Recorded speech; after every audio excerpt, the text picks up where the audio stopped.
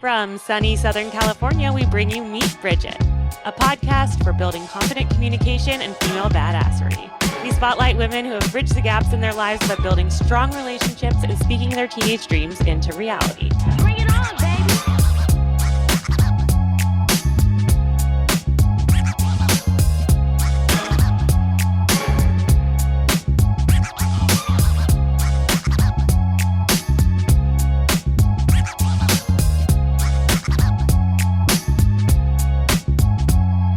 What we've got here is failure to communicate. Welcome back to Meet Bridget Season 5. I'm Asha Gabriel, and I co-host the show alongside my best friend, Kashia Rosenberg. Our show is a giant library of career and life path options for young women to relate to by sharing the honest and unfiltered teenage stories of a diverse array of successful women. We believe that confidence starts with self-trust, and it grows through authentic community. Tapping back into our formative years makes this Meet Bridget community a place where women of all ages and stages can connect on common ground. Today, I am delighted for you to meet Aubrey Marie Wiltcher. Aubrey is a yoga, breathwork, and handstand teacher, model, and artist. You may know her as at Aubrey Marie on Instagram or from watching her compete 3 times on American Ninja Warrior. Aubrey's playful teaching style is balanced and comes from the heart. Through art, movement, connection, play, and breathwork, Aubrey is always working to be the most empowered, loving, and balanced version of herself. She's used these tools to overcome depression, anger, and anxiety, and her goal is to share these tools with others. Almost always barefoot, I can attest to this. Aubrey wears her heart on her sleeve and isn't afraid to be vulnerable. A new girl mom, Aubrey has fallen in love with being a woman and built a stronger community of women than she ever imagined was possible. I am so thrilled to have you here, Aubrey. Welcome to Meet Bridget. It has been, a long road. I've known you now for a long time. We originally met back through Alo Yoga, where I was modeling and then working, and we just connected in that yoga community. And it's been so nice to follow your path up to this point. So Thanks, Sasha. Thanks for having me. Yeah, what was that, like 2016, right? maybe? Back 2017? anything before COVID feels like it was A whole literally a lifetime full ago. lifetime ago. And now that we're both moms, it's like even more so. Yeah, We love agreed. to start, we're kind of flipping our structure recently, but we're starting with what you're doing right now. Like, what does a day in your life look like? For someone curious about like what you do, how you do it, can you paint a little picture? I know every day looks a little different for you, but what are like your main things that you're doing for work, for family? Paint the picture of a day in your life a little bit. Wow. Well, since November, I've been a single mom. So there is no like structured day in the life other than like just caring for my daughter. I think that's the only thing that is the same every day. Other than that, I've recently tapped back into my creative side. I think like, so my roots before Instagram, I was a videographer and photographer. I worked for Apple, and that's kind of where I picked up a lot of my skills. And then Instagram kind of like killed my creativity, if I'm very honest. So lately I've been picking that back up, but still, still doing the allo representation, doing a lot of Instagram content and lots of training, lots of just staying in shape and kind of like, I don't know. I guess that's my medicine. Is like connecting with friends and training really often. Not that, I don't do any modeling these days. I haven't been performing since I had my daughter. I haven't done any modeling, performance, anything like that. But it takes up a Totally. big bulk of I my think it's so time. interesting how you mentioned that Instagram kind of drains your creativity. I feel like a lot of people would assume like, oh, for someone who has the role of an influencer being part of what they do, a lot of people would be like, oh, that's their creative outlet. And I think it's an interesting point that it's like, well, maybe not, and it might not be the perspective on it. It is obviously Yeah. there are perks to that, having an audience, a reach, a community. But when it comes to really like where you source your creativity, knowing that it's somewhere else. Right. Yeah. I mean, I think anything that you do, I've been doing it for like over a decade now. So I think that that is just the natural human experience to get a little bit I don't want to call it burnt out, Mhm. but it becomes like a bit monotonous. And maybe that's my own fault. Maybe I should be like pouring more into it, but especially like with my daughter these days, it's like, okay, just kind of like keep the algorithms happy and then I'm done with Instagram for the day. It's definitely not my source of creativity. I go through waves every now and again. I'm like, I had so much fun creating content, but for the most part, it's a job. It's a job. And the, I think like what keeps me coming back to it is the connection. Like this morning, I had a really long conversation with this woman who's a new mom and she's kind of like struggling, emotionally. She's like, do I get back on SSRIs? Like, is there shame in that? And so I was connecting her with my midwife and this really cool like vitamin protocol that she can get started on that my midwife put me on right after I had my baby. So it's the human connection. I think it's definitely not What about about with, creativity. No. teaching yoga, breath work, handstand specialty? I've always kind of wondered, my mom tells me this all the time because for me, working out is like, that's my happy place. It's a block that like, I know will Mhm. feel good after. It's like it's a go-to for when I know I'm like, I need to take care of myself. My mom Right. has always been like, she's like, why don't you just like become a yoga teacher and like do that sometime? And I have this fear where it's like, well, if I make something work, does it kill it? And how do people that do make Right. something that's so integral to who they are, those people that make it work, how do you keep it like fresh and like, I don't know, unadulterated in a way, if that makes sense? I hear you. Um, well, I only teach one studio Mhm. class a week. I think that really helps. I talk to some teachers who teach like five Yeah. times a day, and I'm like, how the fuck do you do that? It's such a good thing. I could never. I would get so burnt out on that. And then privates, like teaching my private sessions, I think are really like seeing, especially since I've in the last like year of my life, in this most recent chapter, I've really honed in on teaching I don't want to say older women, but like women who are at least in their 40s and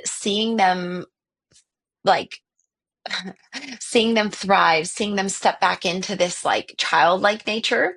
It's, women who were either gymnasts 20 plus years ago and they've just sort of like, oh, that was like a past version of me. And then I've got them out at Muscle Beach doing handstands, or I've got them on the monkey bars and training in modalities that they just like thought were no longer for them. And there's always this moment, Asha, when somebody does something that they don't think they can do. I have like a very special knack for pushing people in a way where they're like, I could never do that. And I'm like, Yeah. don't be a little bitch. Let's go try it. And of Yes. course, that's like tailored for every customer, but mostly it's just like, it's this like loving kind of like aggressiveness. And every time they come up from something they didn't think they can do, they give me this like I'll reenact it. They're like, and in that moment, you meet Mm. like 10-year-old them, right? And they're right back in their child self and they're in this state of flow and it's just pure love. And I think that that's like, there we go, got it. I think that that's a big part of my dharma is, in my bio, it talks about how I'm like this big kid who refuses to grow up. And I think that that's something, each person needs to do in their life, figure out like who you are at your core. And then how do you like find a balance of monetizing that and also like giving that back to the world. And so for me, it is connecting one on one and helping people to arrive to that place of play, of like here and now, state of flow. So I think, yeah, it isn't. I forget how long like we'll be well over our session and I'm like, oh yeah, we're done with our time. And then I'm always like really like just so pleasantly surprised when I get paid for a workshop or for my privates. I'm like, oh yeah, So that was work. the dream, though, I got right? paid Is for like that. finding Cool. something that and this is why I was so Yeah. excited to talk with you because our biggest qualifier for women on the podcast are it's a feeling. Like I like to see women that are in their flow state when they're Mm, working. And that's success to me. It's like where someone really feels in their lane. It's taking like the yeah, skills that usually have roots in their childhood, those things that made them different or unique right. or whatever interests, and they kind of fed into them. And that's what they're doing in their adult life. And I think Yeah. that's such an amazing thing to spotlight. Oh, interesting. That's really interesting. I guess we're gonna hop in deep real quick, but as you're saying that, I realized Mhm. like I didn't get a lot of play when I was a kid, and maybe that's why I'm like this big kid at almost 38 years old who refuses to grow up because um so my mom has cerebral palsy, and I spent a lot of what should have been my very playful years being essentially the caregiver. My mom, she received disability from a very low income family, and every third of the month I would skip school. And I'm talking at like 9 years old. I would skip school and I would go with my mom, and she would cash her disability check, and I would like help her write out money orders and go around and like pay bills for the month. And she needed help like we would go grocery shopping. And so obviously she was the driver of the vehicle, but basically everything else other than that, like I'd have to carry the groceries in, and I would like get out of my seat in the passenger side and like go around to the driver's side and help her get out of the car, and then help her walk inside, and help her take her shoes off, help her put her shoes on, get her cane for her. Like, so yeah, a lot of those years when I should have been like deep in play and I maybe should have been supported myself, I was the provider. And so it's an interesting juxtaposition now to be mom. I'm not to like toot my own horn, but I'm pretty sure I'm the coolest mom ever. Because I am literally just like my child, she's so expressive and giggly and playful because like that's who I am. But also being forced to grow up just enough, right? Just enough to where like I'm finally not procrastinating. I'm finally like, being like a whole grown ass woman and being a mother, but also this fine balance of like, I'm a Well, child and I'm never going to grow up. being able to also I'm have a convinced of it. child, because like when you're talking about what you do with your students and that face, like, did you see me just do that? Did you see that? Like that's what, like when our kids take their first Yeah. steps or they are in a recital for the first time or whatever it is, they swim for the first time and they look at you with that, like, Right. you witnessed this, right? You know, um, that's such an amazing thing. And Hmm. it sounds like, you know, in your childhood, you might not have had a lot of that, like that witness moment. When you were learning new things, it's like you didn't have Yeah. time, to revel in that and be like, I'm a kid, let's Right. celebrate this thing that I learned how to do together. It's like you were just thrown right in there and we're doing It was a lot more like survival, not only like her disabilities, but I mean, I think when I was a kid, I want to say my dad maybe made like 30,000, 35,000 a year, and raised a family of four. So yeah, there was not a lot of play. There was not a lot of witnessing. It was just like farm work, like here we are, do your part in the family and Tell me like grow about up. the sibling structure and where you were growing Yeah. up. I had one older brother, and we were in Edgewood, New Mexico when we moved there. I think we moved there when I was about four, and I want to say there was a population of maybe 1,800, like 1,500 people more realistically. They installed the first red light when I was like 15 years old, and it was like a very exciting moment in the local town. Um, it was just, yeah, it was a really, really simple upbringing, like a dirt road off of Route 66. This like super small 2 bedroom trailer that my dad transformed into a 3 bedroom, a 3 bedroom home, one for my mom and dad, one for my brother and I. And I just remember feeling like that was it. Like that was life. Like there's nothing, because that was kind of like all of my surrounding neighbors were in very similar situations. And girl, I'll never forget when I first moved to San Diego and like started to spend time in Los Angeles. I actually had like a really big apprehension to abundance and to the way I saw people spend money. And I'll never forget one of my best friends, Caitlin. She said to me, she's like, money is energy. And if you hate it, it's never going to come to you. Like you have to start to lessen this sort of like detest that you have for, and ultimately now I realize it was a fear, obviously. But yeah, I was like, oh, people spend their money on that. This is how people spend their lives. What do you mean? And of course now I could probably fit in with the very people that I disliked when I was That's 19, but something that's so interesting, whether it's like um, money, or I've had to do a lot of work with like health, going through cancer and everything. It's like, okay, like it's one thing. I feel like whatever you have fear of losing, that's the thing that like runs from you, right? Where it's like, oh, I have to hold on to this thing, yeah, this identity of being healthy, this, or even holding on to the idea of keeping wealth or safety or whatever it is, that's when it kind of flees right. you. So it's like fearing something is also kind of like hating it, you know? And it's a different energy to turn around and say, Hmm. like, this flows freely to me. You know, I don't have to effort to Right. stay safe, to be provided for by the world, and to be healthy. Like that flows to me. Right. And sometimes it feels put on, I think, to like reestablish that mindset for yourself. But I mean, it's woo woo, Hmm. some people might say, but it's effective. I've felt differences in seasons based on mindset for sure. Yeah. Mm. And like conversely, there's this, the ego feels satisfaction, right, in the familiar. And so you build up all of these walls that prevent the new, even if the new is what you really want. So like for me, I came from a lot of struggle, but and that was what was familiar. And so you like build this like fear or this like, almost like you tell yourself that's not what you want. And you come up with all these identities and reasons as to why it isn't what you want. But in reality, when you function from love and you choose to grow and let go of old patterns, it's kind of like you know, worrying is just Totally. praying for what you don't want. Easier said than done, but Yeah. true. You know, when Yeah. when you were young and you were doing all of this Yeah. work and just growing up the way that you did, were you conscious of like, wow, this is a lot, or like other kids aren't necessarily caring for a caretaker, or was that just your truth? Just what you knew? Hmm.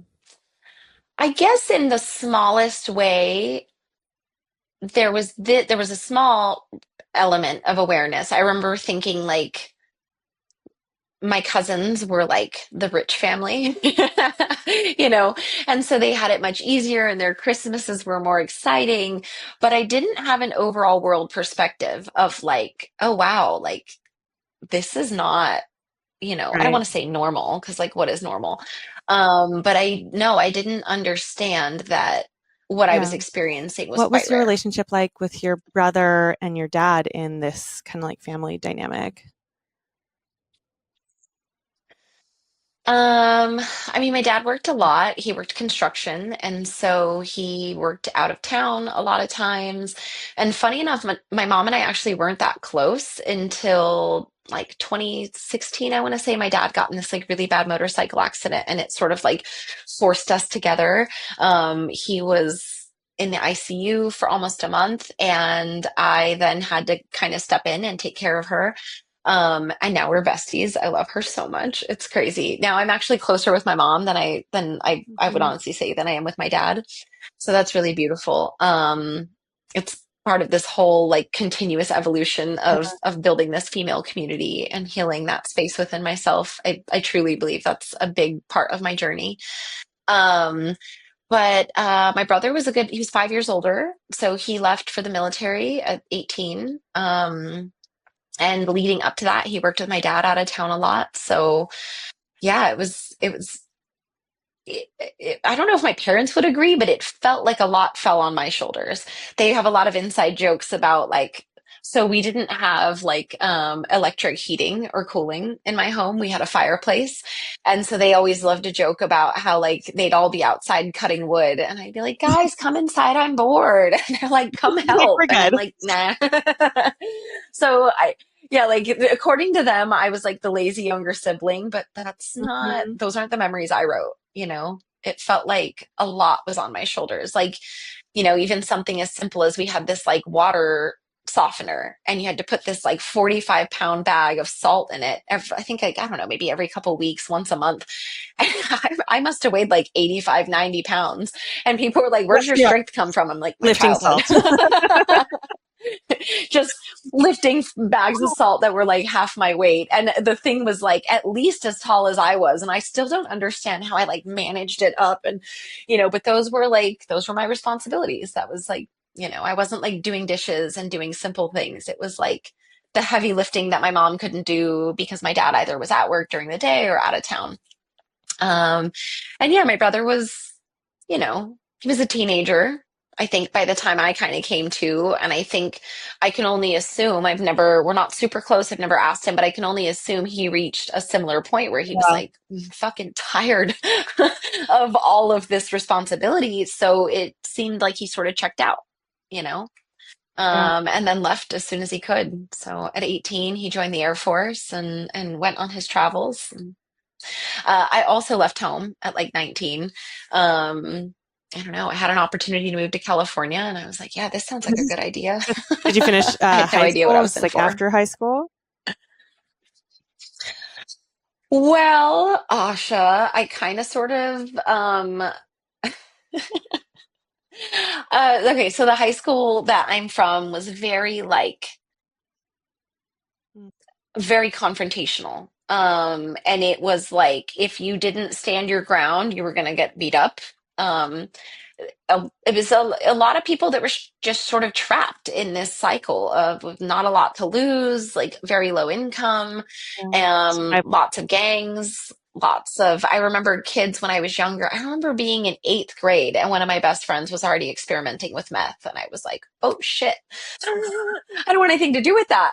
Like to this day, I've never tried cocaine in my whole life. I never will, because I was just so terrified by Breaking Bad is from my hometown. It's very real. I don't know if you're familiar with the show, but it's like a whole, epidemic in New Mexico. And so everybody grew up very fast and there was a lot of tension. And I think that that's, natural, only to be expected. So anyway, prefacing, I got in a lot of fights real fast my freshman year of high school. And I think I had been suspended like maybe like 4 or 5 times, 6 times my first semester. And my family was like, all right, we're done with You're like, this. this is You're homeschooling. My brother got kicked out of the same high school. He ended up homeschooling as well, which, like, looking back, I'm so grateful that I did. I don't know who I'd become if I had had that influence. But anyway, so I got my diploma. Actually, okay, I'm lying. I got my GED. I homeschooled for like 3.5 years. I didn't do shit. Ran around being a little trouble starter. And then all of a sudden, at like 17, I was like, oh my God, all my friends are graduating like very soon. And I still have so many credits to fulfill. So I was like, whatever. I got my GED and I started college early. So yeah, it was about a year into a okay. community What college what that was I the moved to opportunity San that brought Diego. you to San Diego? I met a boy in the Navy, and he's like, "You should move to San Diego. It's the best city." And Is I it was naval like, "All base? right, And sounds for great. people that don't know, there's like a Let's big go." California naval base in San Diego, so that makes Hmm. sense. I love it. Well, Yeah, he's long gone now. yeah, yeah. Some boys are just catalysts, you He know. was he was temporary at best. Some It boys was are just catalysts, what's and that's that? Oh man, every boy in my life has been a catalyst for major growth. well, okay. So you're in San Goodness. Diego, and you mentioned that like Yeah. moving to California was like a major. You started looking around and being like, okay, like this is a different world from how I grew up. Can you kind of paint the picture? Because that feels like, I mean, you just had your teen years going through figuring out like how to be homeschooled when school was such like a survival place, honestly. Um, Yeah. what Yeah. was your headspace like when you moved to San Diego and you were just seeing this new place and new opportunities? Um, what's that store that has those paper bags that say the big brown bag on Bloomingdale's, them? I Do you know what think. store I'm talking about? Yes. Okay. So to give you an idea of like how simple I was. I will never forget. I went to the mall for the first time in San Diego and I saw Bloomingdale's and I like stopped dead in my tracks and I was like, shut the front door. Bloomingdale's is a real store. I thought it was like a fake store that was special for the for the show Friends. I'd only ever been exposed to Bloomingdale's through Friends, and I was like, "Oh my God, that's a real store." And I remember walking in and feeling like so small and like invaluable. No, that's wrong. Insignificant. What am I trying to say? Basically, I felt, yeah, insignificant. Thank you. I felt just so tiny and like all of, I think really, wow, I've never processed this. This is like therapy, Asha. Um, it was like childhood wounds I didn't even know were there became relevant. And it was like, oh my gosh, like I don't belong in this space. I couldn't afford anything that is for sale in here. I felt like everybody knew I was poor. I felt like everybody was judging me. Um, and so right after I moved to San Diego, I ended up getting a job at Apple, not because I was like a tech nerd or I'd never even owned a computer. I'd never had iPhones weren't a thing yet, but I'd never had an iPod. But I just remember walking in briefly because it was such a stimulating environment. I walked right back out. But I remember looking around and there was like a guy with like a blue mohawk and people with like tattoos and piercings. And it really seemed like people could just be themselves. And at that point, I had like, gosh, I don't know. I had like my face pierced. I had like double nose rings, like two lip rings, multiple tongue rings, like lots of crazy ear work. And I was like, oh my gosh, like there's this, you can have a job where people just accept you for who you are. Like that, I want to do that. So I went home and I, ended up hopping on a friend's computer. I submit my application.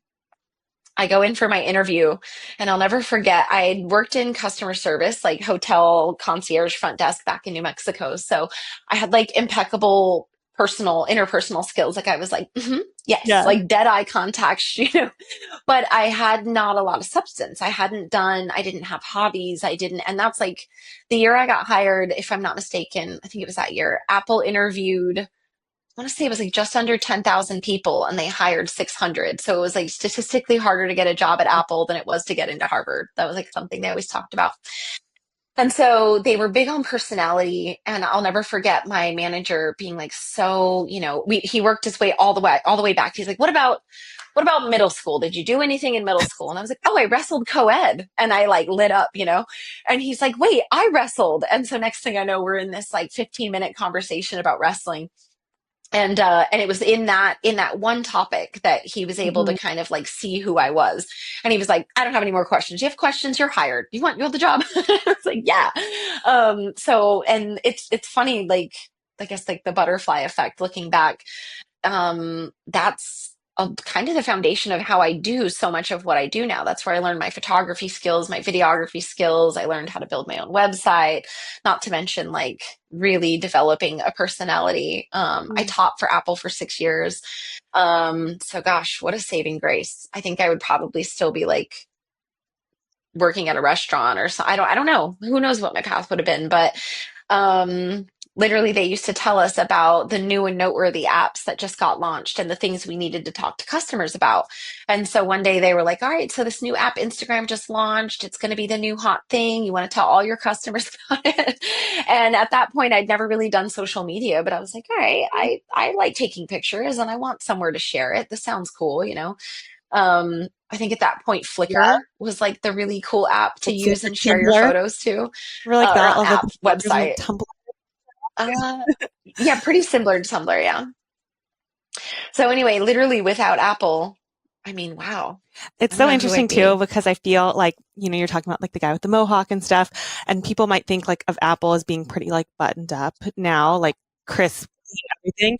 That original, like It is when now. Apple, like Yeah. kind of pre-iPhone, like pre-iPod, even like when that all was growing and changing, and there was like the big, do you remember those big Mac computers with like the colors and stuff? Like, yes, like Yeah. Apple's The origins bubble. were very colorful, Yeah. very like individual, big personality, do it differently, and it sounds like you Right. kind of matched with that, and then learned all these incredible skills Right.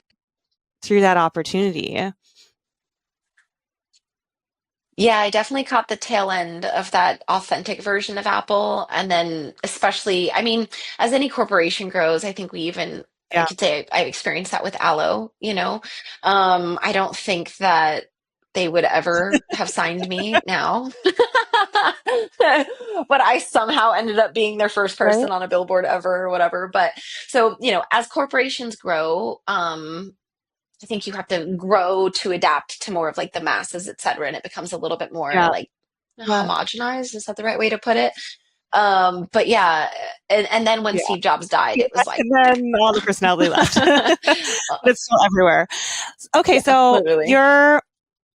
when you launched your Instagram and you're like, I like photography and everything, and as you started like growing there, did you ever develop like strategy? Did you put yourself on a schedule? Were you ever conscious of like growing, or like what did that look like? I feel like you were so into. No, no, that Yeah. was all so accidental. Um, it's another example of like just following whatever your intuition is, whatever your heart is, and really tapping into the things that make you happy. Because people are like, I want to be an influencer. What's my first step? I'm like, I do not know. I am not your. Yeah. I still don't have a schedule. Asha, are you kidding? It's my full-time job, and I still don't know. Which probably speaks volumes to why I haven't grown in well over 5 years. I'm just kind of stuck at the 280,000 mark, but like I'm okay with it. Um, yeah, it's actually like my first 25-ish thousand was a total accident. I used to collect sneakers, like Jordans and Nikes and that kind of thing. Because at Apple, fashion was like a really big thing, and everybody loved to like get the new shoes that just, I mean, I don't know, retail kids that are like bored and have money to spend. So anyway, my friend had gone through a breakup and she was really, really, really sad. And so I was like, hey, let me come to she was an artist, she was a welder. I'm like, let me come to your studio and shoot you. It'll be really good for both of us. So we did the welding aspect. And then I was like, all right, let's take a self portrait together. And I'm like, let's do some yoga. And she's like, no, the studio, let's keep our shoes on. The studio's super dirty. There's like welding bits all over the ground. So I set up my tripod, set up the timer, and we did this like one-handed handstand wannabe against the wall, holding hands with collector Jordans on. And without thinking twice about it, we posted it to Instagram and it got picked up by like Complex Magazine and God, what was something kicks? I don't remember. But anyway, a bunch of like sneaker blogs and sneaker Instagrams. And I remember sitting at Apple and just watching my Instagram, just like every like 20 minutes I'd refresh and there'd be like another 3,000, another 2,000, 5,000. And so in one day Wow. I grew like 30,000 followers on accident. Yeah, that was like pre-celebrities jumping on Instagram. So that was a really big deal. That would be like growing, 1 million followers in a day these days. It was just like so exciting. And then I guess the next big ticker was at that point I was doing music videos and I did a music video for San Diego State University for their basketball team. And I was about to go teach a class at Apple and I get this call. It was like an unknown number and I answered it. I was in the back of house and it was a producer for ESPN. And they're like, hey, is this Aubrey Wiltcher? We'd love to chat about your most recent. Wild. I was like, what? All right. So I just walked out of work. I'm like, hey, I gotta go. Somebody else cover this for me. And from that, I grew like another 10 or 15,000. So no, zero strategy, totally by accident, just by following my art and I think and there the really things that are made me different like happy. subsets of people within the like influencer category, or really in like creators in general. Um, because like I feel like Hmm. there's so much where it's like, follow my 10-step plan and you'll get this many followers and this and growth on TikTok and it'll feed your business and follow your funnels and all this stuff. And I feel like it's so noisy. And I'm sure it works for some people. Hmm. I don't know any of those people, but I'm Right. sure it does. But then I guess, It's got to work for somebody. Although those people that push those programs always seem to only have like 20,000 followers, so I don't yeah, understand why they I don't don't follow know. their own It just program. always, it feels a little, it's a different strategy. I like, we've been doing this podcast for so long. We're in our fifth season, and my sister actually like gave me the biggest reminder. I feel like I was going through some of our numbers and this and that, and I don't know. I think I was just like in my head, and I was talking with her about a couple things I was thinking were on my mind and stuff about the podcast. And she's like, yeah, I think that's a pretty common thing for artists, like people doing creative things where it's like your job is to create your art and you're not responsible for what happens afterwards. She's like, you have to create your thing and then Right. kind of let it go. Like it's not yours once it's out there. And I felt like that was such a nice Right. reminder to me because it's like really what we're building here is it's literally like from our hearts. Because she and I, it's our love child of our friendship, um, and really is like mission based. And Right. I forget sometimes that that's kind of in the art category, even though it's not like a painting or a Yeah. photo or whatever. But it's interesting to talk to people kind of in that space where you toe that line of being conscious, obviously, of your audience and your opportunities and keeping a roof over your head and your daughter's head now. But also like staying Sure. true to your why.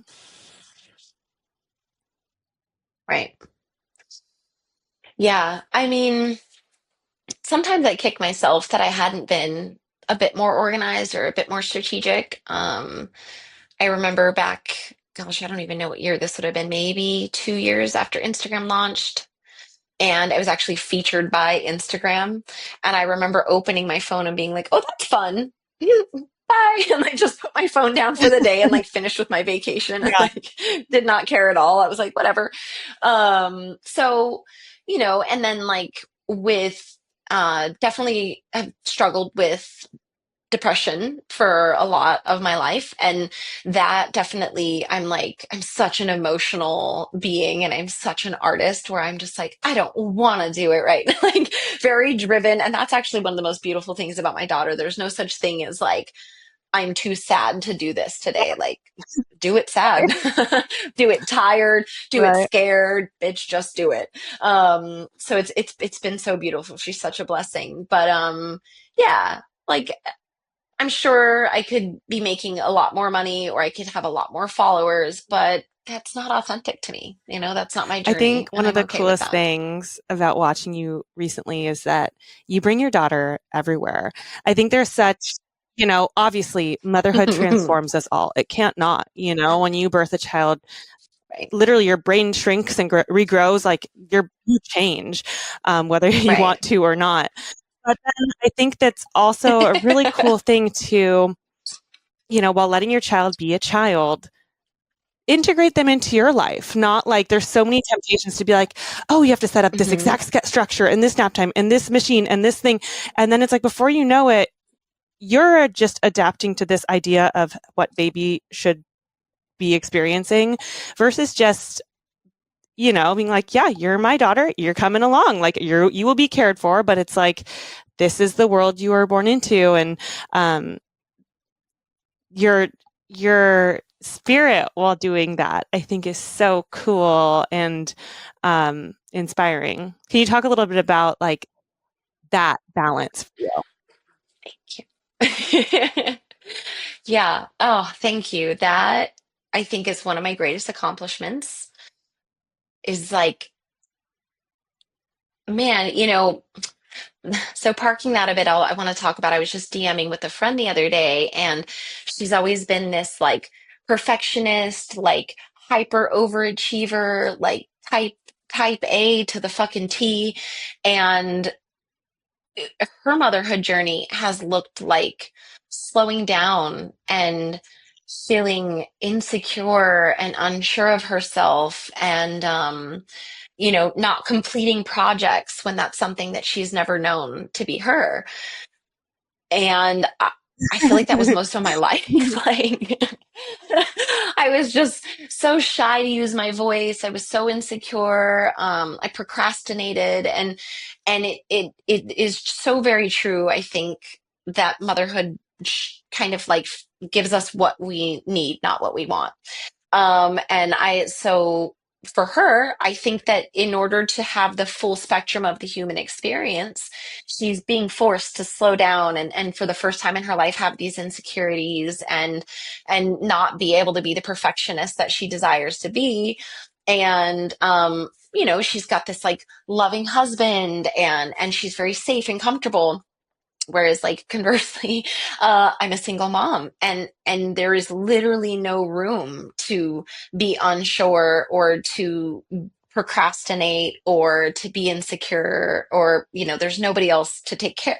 People have been asking, oh my God, like how do you do it all? I'm like, bitch, because I have to. And it has just been, oh man, it's such an incredible experience. And so for the first time in my life, I feel like I've arrived. Like I don't feel like I'm battling with this imposter syndrome. Like pre my daughter, just even this podcast that for like 2 hours prior would have been like, oh my God, I'm so nervous. And like I don't know if you noticed, but I showed up with like slightly wet hair. Right? I'm like, here I am. Not that I don't Yeah, care, but this is it's like your I had day. shit to do. I got my work done and now I'm here. And I just don't, yeah, I don't overthink it. Um, Gosh, I don't even know what got me started. Oh, you were talking about like, how do I Yeah. bring her and like, what is my mindset? Um, yeah, I just feel like I finally arrived as a human. Like this was the element that I was always missing to kind of complete that. And so on that note, she is such an easy, I also, I have to say, like, I was blessed, like super blessed with an incredibly easy, not all elements, but like physically, my postpartum journey was like, boop, like, I'm good. I'm back to working out like 2, 3 weeks after. My body, I think genetics played a big role in that. I snapped right back into shape, which was awesome. My daughter's super easy. She sleeps through the night, like since she was like 4 weeks old. And I have friends who have like 1 year Mhm. olds that are still not sleeping through the night. So like I acknowledge that like my situation has been really, really unique and super easy. But I think that that's part of the ingredients, right? Like, how could I do all the things that I'm doing with that added challenge? So, like, I don't know if it's God or if this was some soul contract that I signed up for. Like, I don't know. Whatever it is, these are the circumstances. And as a result, I get to like bring her to class. I get to bring her to the rock climbing gym. I bring her to like when I take yoga, whether I'm teaching yoga, taking yoga, she's always at the studio. I'm the first person in my friend group to have kids, and everybody's just like obsessed with her. They all like, I want to hold her. No, I want to hold her. And Yeah. I love you guys. Thank you. um, we rollerblade together. I mean, she's great. She's such a special little being. And so I couldn't see it any other way. Like I have a couple friends that like hyper track their kids' nap schedules and their feeding schedules, and she shows me this app and there's all these little colorful dots that represent all the inputted data over the last year, and I'm like, I don't even brush my teeth that regularly. Like, Right? how are you doing? It's mind blowing, truly. I'm just like type B mom to the max. And again, God, universe, whatever. I was blessed with a very special daughter who just kind of fits right into my world. I feel Um, like yeah. sometimes like the hard things are never what we think the hard things are going to be, right? And then Mm, sometimes if we're so focused on getting through the hard stuff, like having a more difficult childhood or being a single mom or whatever, sometimes we can kind of miss the gifts, where it's like, okay, you are right. obviously, Hmm. managing a lot. Being a single mom, I wholeheartedly agree, is the hardest job out there. I mean, it I cannot fathom, I have so much respect for mothers everywhere, but single motherhood is a completely different category. But then having the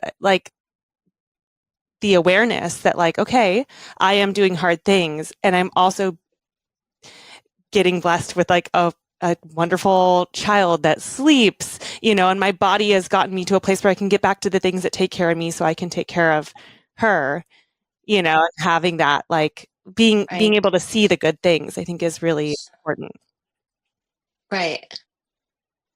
I mean, honestly, Asha, like, it doesn't feel that hard. And I know that's gonna, people will be like, fuck you. But it is the most authentic, easiest chapter of my life. Like the only, I'm full transparency, I'm in a custody battle. Yeah. And like that kind of stuff is hard. Like, running my business solo is hard. Some days I'm like, fuck, I don't want to clean the house. Like that feels hard. But like being a single mom, I swear to God, it's just pure blessing. Like I don't so far. She's 8 months old. I'm sure I'll have my ass handed to me at some point. But so far, it is truly the That's easiest so experience of my beautiful. life. If you were Thank to you. mother yourself as a child, Mhm. either protect yourself from something, speak differently to yourself, give yourself something in that time, what would you do? You're trying to make me cry.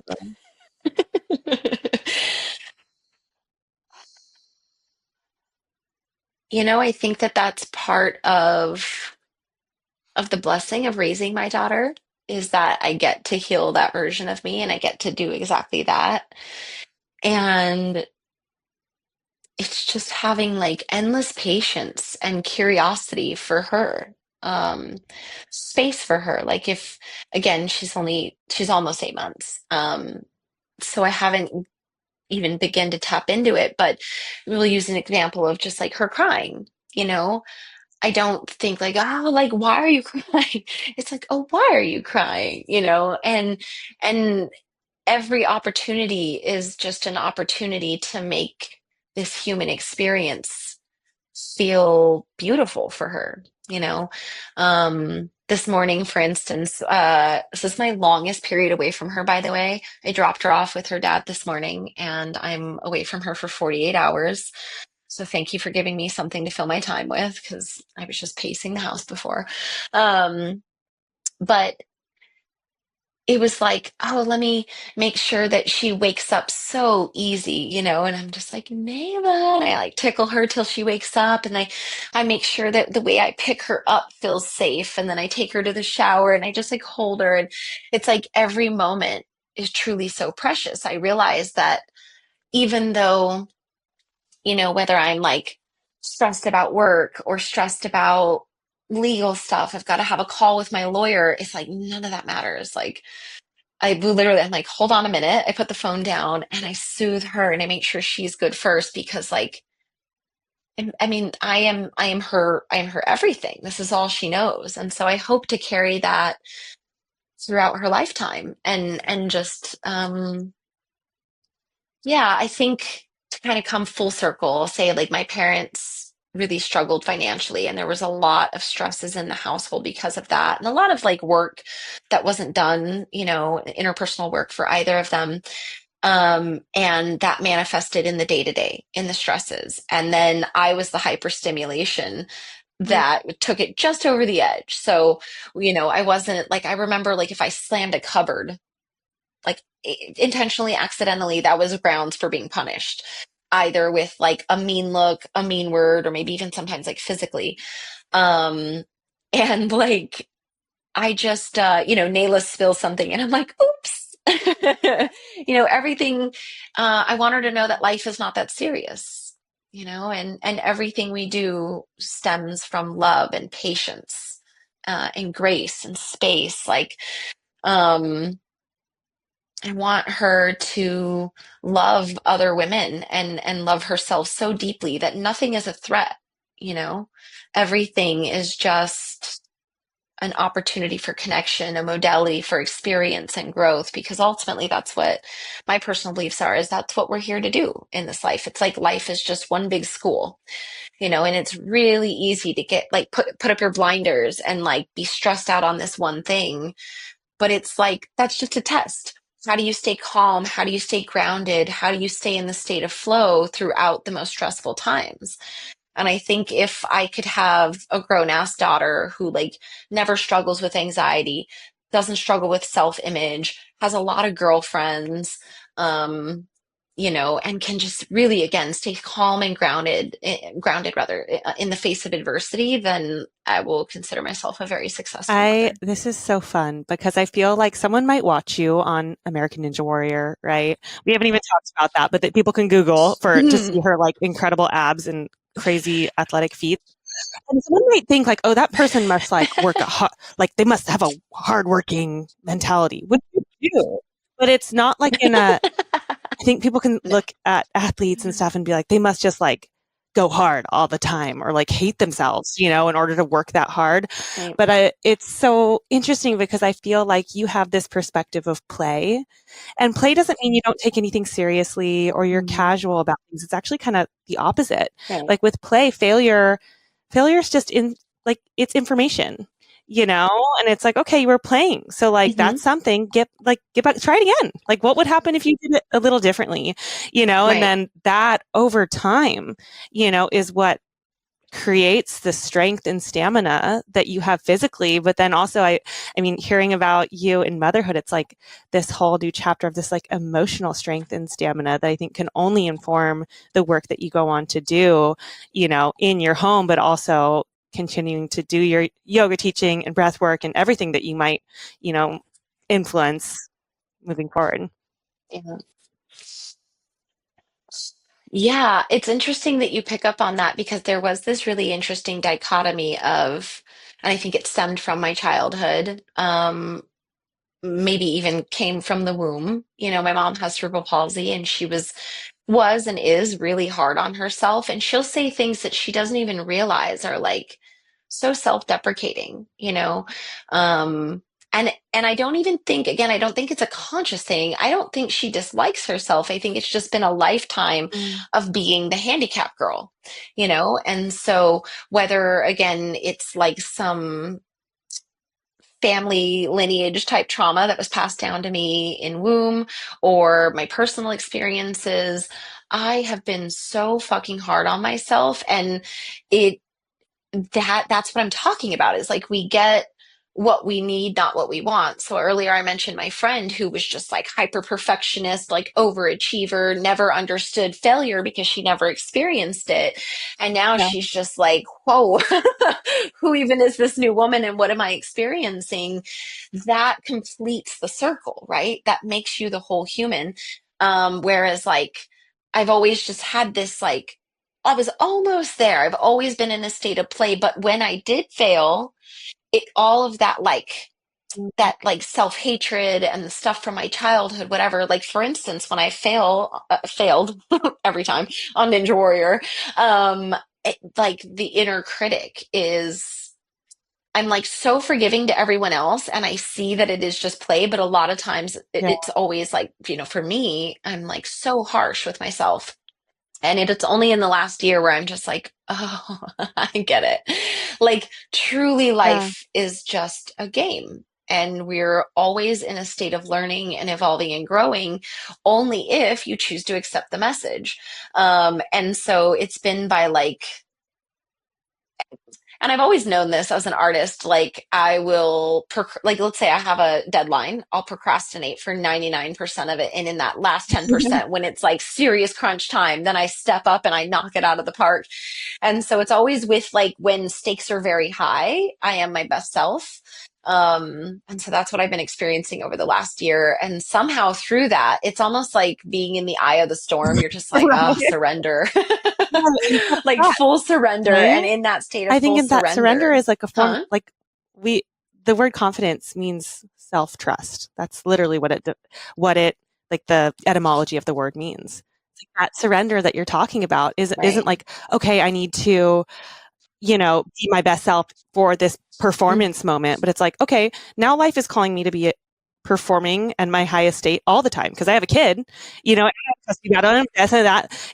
Okay, wait, like I used to be like able to Right. procrastinate, and now it's just that moment all the time, and you have to do that self All the trust. It's like time. surrender. All the time. I guess I'm gonna show up. I guess Girl. I don't really have a choice, so we'll see. Right. Day after day after day. And then finally, eventually, like your brain is like, oh, um, I didn't. it's like the survival thing that would used to come up, and now my brain is being forced to see like, oh, I can do podcasts, I can teach, I can show up in public speak, and Amazing. like I I didn't did die. that. Everything worked out just fine. And in fact, I changed somebody's life for the better. Whether it's somebody who's now something as silly as like a handstand, like I was saying, working with women who are in their early to mid 40s. Actually, one of my clients is 50, and she's just like, I never, like, when I first started following you on Instagram, it was just like, that's so out of reach. Like, that's not for me. And now here I am doing handstands confidently away from the wall. And that was only possible by me choosing to Yeah. show up consistently for her. When you start teaching yoga, they tell you like, oh, if you're nervous, like, just remember that this Mhm. isn't about you. This is about them. And I was always like, what the fuck does that? This is definitely about me. Like, I'm going to shit Maybe it's my public pants. Like, speaking. this is about me. Yeah. Oh man, I used to hate it so much. And now I'm like, oh, like I get it. It's another version of saying like we're Mhm. all just walking each other home. We all have some micro message, well, if anything from micro to, a huge message for everyone. And everybody you're going to come in contact with has a little something for you, right? It all feels like super divine. When Steve Jobs would say you can't connect the dots looking forward, you can only connect the dots looking backwards. And the more open-minded you choose to be, the more you see that in your life. Like, you see what the relevance was of every single person and every mistake and every triumph. Um, yeah, so even though admittedly some pretty bad decisions got me into the situation I'm in, I also believe firmly that this Right. was like, what a blessing. This was always going to be my path. And this is what is, I refer to it as like puberty 2.0.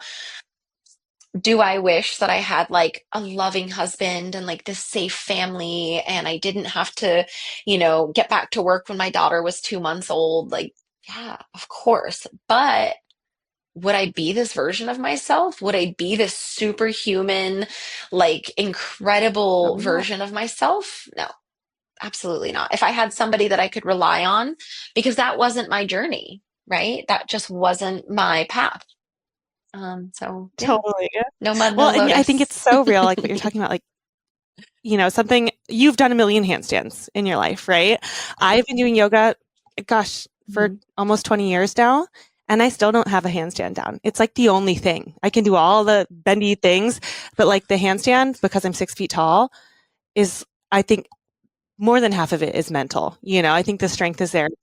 And in this last year, I Right. was like, you know what? I'm just gonna do a little bit every week, like just a little bit, see what happens and just get used to that feeling. I'm going to take your handstands 101 course. Everybody launch that. Nice. Um, but it's like, you think it's something as simple as like, oh, doing something in yoga, but it's like, it represents things. That thing that you think you couldn't do, Right. working towards it and eventually doing it, that significance and how you touch people in that way is huge and has a ripple effect. So, ah, Right. Yeah, I talk about that every week. Handstands, it's like, well, first of all, it's just consistency. Everybody, if you want your handstand, it is the ultimate modality to show you mhm. who you are and how you show up in the world. Maybe not for everything because you're obviously a badass, but like, in this one thing, it is showing you where you obviously have like a mental block, and therefore you're not putting in the work and the consistency, because it's literally like 1 + 1 = 2. It's quite a simple task. And I Yeah. think that's why I like physical stuff, is it's like so cut and dry. Like I want to be able to do a muscle up. Well, I've wanted to do a muscle up for 5 years, and I can't do a Mhm. muscle up because I've never trained it. I just kind of keep falling back on the same things I like. But Love that's it. my goal, by the way, for 2025. Um, but every week in class, I tell people, I'm like, look, like handstands are fun, and it's like it's a cool, whether it's like a moving meditation or a party trick, wherever you are on that spectrum. They're great. It's a physical thing. It's awesome. But at the end of the day, I like to remind people, like, don't be shy. Talk to people in class. Like, let's all just the class I teach on a weekly basis, we actually don't do many handstands. It's just conditioning. And I'm like, let's just train like we're all just best friends training together, you know? And I often go into these rather deep Dharma talks, and I have to be like, oh yeah, they didn't come here for therapy, Aubrey. They came here for handstands. But I'm like, you know, everyone that surrounds you in this room is somebody's everything, whether it's like somebody's daughter or father or best friend or lover or whatever it is. They're somebody's most important thing in the world. And every day we kind of walk through life, whether it's like the person next to you at the red light or the person at the gas station or, you know, whoever. And we kind of like, we interact with people like they're like NPCs. But at the end of the day, you know, you have to remember, like, everybody is somebody's everything. And if you can move through life with that awareness, wow, it's so fucking enriching. You know, remembering that, like, that isn't just like a random person who cut you off. That's a whole ass real human. That person is somebody's everything, and they have a story. They have a why of whether they're actually just an asshole. There's a reason for it. There's a whole background. Or maybe, like, I like to tell myself a story like, oh, that's like a husband driving his wife to the hospital and she's giving birth. He didn't mean to cut me off. Yep. He's just in a hurry and it's valid, you know? And not only does it give you so much like, whew, like you don't have to take anything personally, Mhm. but you just become in love with life and you fall in love with every person you interact with. And so, yeah, even though I'm teaching handstands, I like to remember that divinity, something brought each one of these people into my class. Every decision they've ever made, every mistake, every triumph, we're all together in this room for 90 minutes for a reason. And handstands are just the modality to get Love us it. there. How fun Well, is we that? always end with the same question. What is something, a personality trait, an attribute that you had as a teenager that maybe you didn't appreciate then, but you love now? Hmm. Gosh. Um, I think being a little bit of a hillbilly, being barefoot all the time. I thought of it as like this weakness, and I thought that I was like, you know, again, like I was like the poor girl, even though I was in a really small town, and like looking back, like everybody in that town was generally speaking poor, but we were like very poor. And I was so shy. I would like lie about my mom's car. I'd be like, oh, that's not my mom's car. That's my brother's car. And now I think that it has just conditioned me to be such a humble and down to earth human being. And I think that that's one of the things that makes my teaching so powerful. Is I just really come from my heart. I had a client who told me yesterday that it feels like I fall in love with you, whether I'm like taking pictures of you or I'm teaching you. She's like, it just feels like you fall in love with that person for that time period. And I was like, Yeah. oh, it's because I do. I see you as the most valuable being in, you know, nothing exists before, nothing exists after. It's just me and you.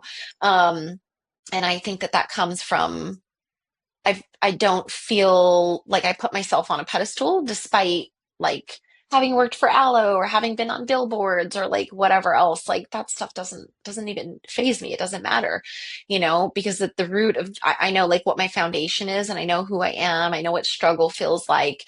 And I think that that's what, you know, even like my mom having cerebral palsy, all of it built me into being Yeah. like just a big lover. Like love, love, love. I mean, I can be a huge With asshole a lot of too, love. but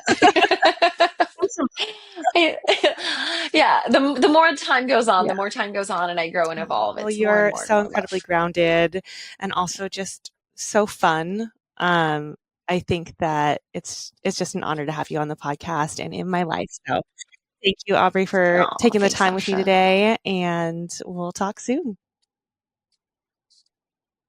Dude, thank you for having me. This was super fun. And again, Thank you. felt That's kind the of like goal. therapy. Thanks, Aubrey. And that's our show. If you liked what you heard today, please like, subscribe to, follow, and share Meet Bridget with your circle. The best way to help our work here is to rate and review our podcast. We're listening and constantly working to build something helpful for you. Catch you next time.